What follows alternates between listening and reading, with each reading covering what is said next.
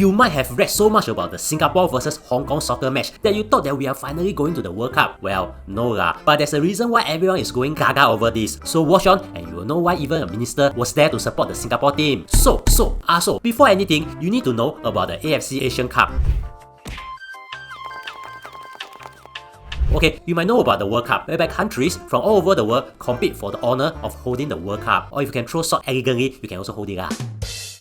The AFC Asian Cup is like the Asian version which also includes Australia. And just like the World Cup, the winners are usually always the same countries. Japan Saudi Arabia etc. It is however not related to the World Cup. Just like the World Cup, it's held every 4 years and the next tournament will be in 2027. And also just like the World Cup, countries have to compete to qualify for it Here's the thing, Singapore has not qualified for it based on competition before. You see, we once hosted it in 1984. So back then, we qualified not based on merits, but based on the fact that we are the host. Therefore, the reason why everyone is going crazy is that we have just qualified for the finals. Yeah, that's what the hype is all about But why the hype?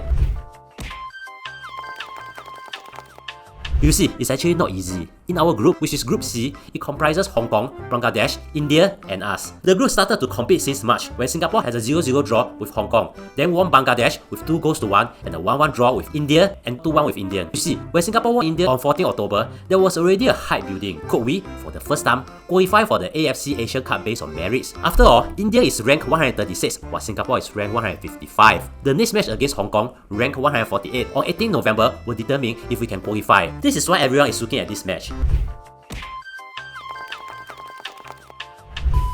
Today's sponsor is Longbridge. Want investing to feel less complicated? Longbridge AI power tools can help you navigate the markets with ease. With $0 lifetime commission for the US, Singapore, and Hong Kong markets, plus competitive asset fees, you can keep more of what you earn. Get up to $800 welcome rewards and an additional $18 cash vouchers when you open an account through this QR code or the link in the description. Now, back to the video.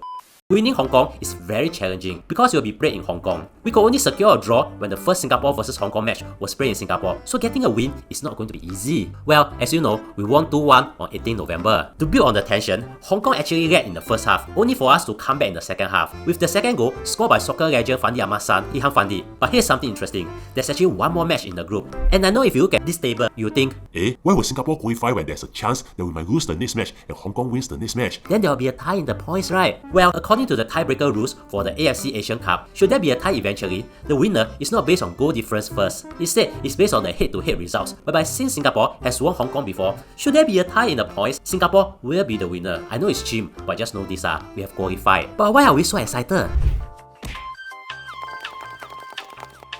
You see, Singapore has been changing the head coach of our football team as fast as Taylor Swift changing boyfriend. In 2019, Singapore engaged Tatsuma Yoshida, a former football player, as the head coach. He resigned in 2021 and was replaced with Takayuki Nishigaya, a former football player, but he was fired due to poor results in early 2024. He was replaced with Tsutomu Ogari, who has been trained as a coach in his career. He stepped down in June 2025. Currently, the head coach is 35-year-old Singaporean Gavin Lim, who will be the interim head coach. What's interesting is that he's trained as a coach as his career, and with the latest results, people are now advocating him to be the permanent head coach instead. This guy is an extremely passionate dude. I've left a link to his interview with Gaga, whereby you can feel his passion for football coaching. So yes, this is why everyone is cheering. Singapore has set a goal to be in the finals for World Cup 2034, and while we used to laugh at this dream, I guess the Singapore football team is now having the last laugh. In the meantime, do you know that you can actually start working legally from 13 years old? Watch this to know the legal age for almost everything in Singapore, from 7 years old to 65 years old. Also, follow me on Instagram if you have not done so, as we publish exclusive short videos there. Link in description.